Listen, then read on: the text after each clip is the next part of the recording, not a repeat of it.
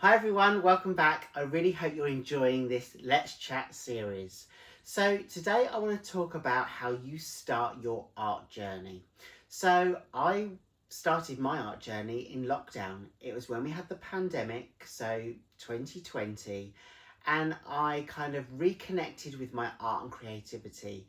I studied art at college, and I kind of fell into a regular job, didn't really touch upon my art or creativity at all.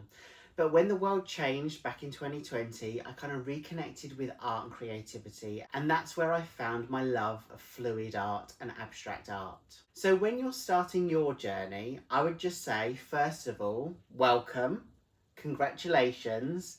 It will be addictive and you won't regret it.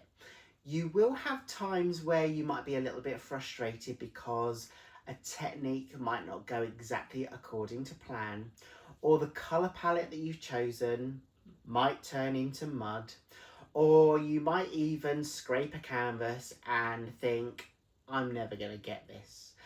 But don't give up. Remember why you're doing your art and your creativity in the first place, because remembering why can really help spur you on. And remember, you're constantly learning. And if we're not learning, we're not evolving or growing. So we're going to experience some hard times, some lessons learnt, but that really makes you the artist that you're going to be. And your journey will be varied. One thing that I would say to people starting out is manage your own expectations. So I've been painting this art form for 5-6 years and I'm still learning. I still have days where I do a Dutch pour and it's really not right. I don't like the composition. Or I'm doing a swipe and I lose all my lacing. I haven't really thought about the paints that I'm using in terms of the density of the paint so they sink. And we kind of learn all the time and need to remember what we're learning because that's going to have an impact how we create. So yeah, I would say manage your own expectations. I'm not the best artist. I've never claimed to be that, but I love and enjoy what I do and I love to share that knowledge as I learn along the way. And I think if you're too hard on yourself, you can put real pressure on yourself. And that's when that enjoyment really disappears. If you're being really harsh, you're not giving yourself a break, then it becomes a bit of a bore and it will become something that you probably won't like doing. So manage your own expectations, allow yourself to learn, allow yourself to mess up, allow yourself to do a really good painting. And if you just allow yourself to also just be in that moment of the here and now, be in that present moment, immerse yourself in that creation process, then that's going to really help you. And when I talk about managing your own expectations, and this one's going to be a really difficult one. So are you ready?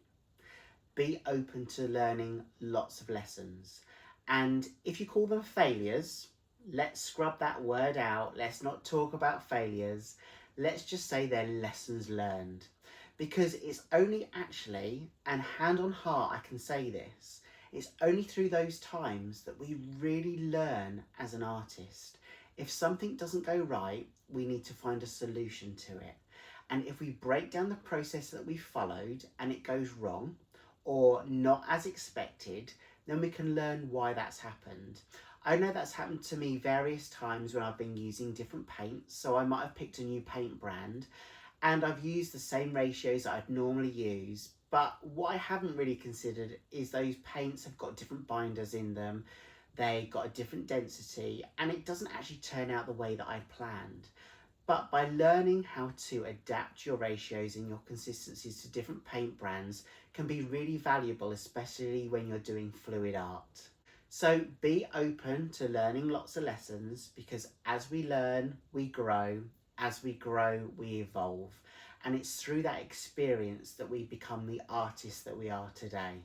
And when you're starting your art journey, I would just say practice, practice, practice, practice. There's no kind of end result in terms of we're always going to evolve.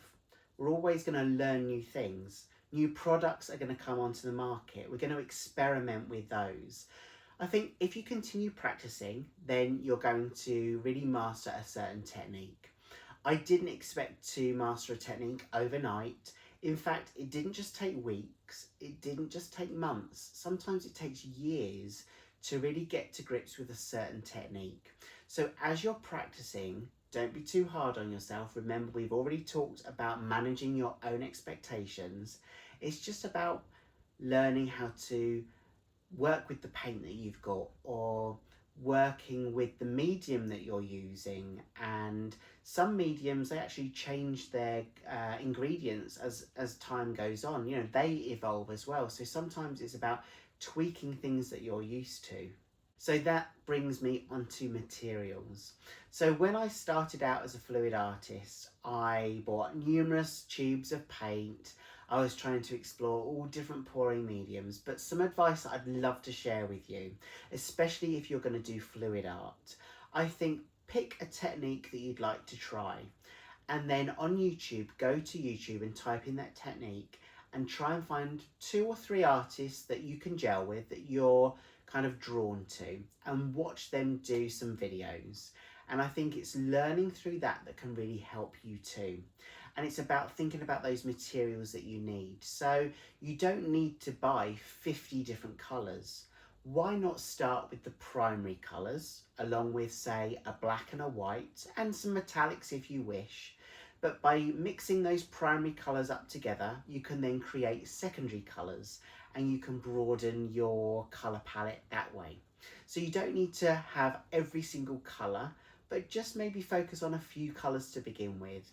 I'd also recommend buying that black and white, because I like to use those as base colours too. It's personal preference really what kind of canvases you use. But again, I would say as you're starting out and as you're starting to learn how to use a canvas, just buy cheaper canvases. You don't have to have really expensive professional canvases. Of course, I would probably spend a little bit more on a canvas if I'm going to, or intend to, sell that piece to a client, because I want them to have really good quality. But as you're learning, just use cheaper canvases. Even use acrylic paper. I've done some videos recently just using acrylic paper, just to get me used to using a different technique.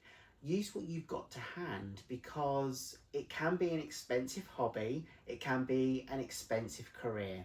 But when you're learning, just allow yourself to learn with the materials you've got to hand. So I would say that you definitely need a flat surface, because with fluid art, you don't want your canvas to be wonky, because all that paint will just roll off that canvas. I tape off the back of my canvases just so that they're clean, but you don't have to do that. You can stand your canvas either on the table with push pins in, or on cups. I just place my canvas sometimes on 4 cups just to bring it off the table, especially if I'm going to tilt it. I do have a torch, that's to pop any air bubbles, and it's also used to help create cell formulation. But it's just about learning how to use that paint to begin with. I definitely use some time to learn how to mix up my own paints.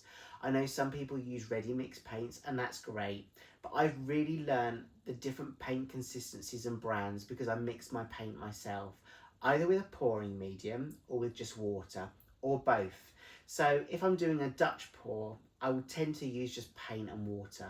And I've learned that kind of the basic 1-to-1 ratio with that works well for me. But again, you do have to be careful what paint brands you use.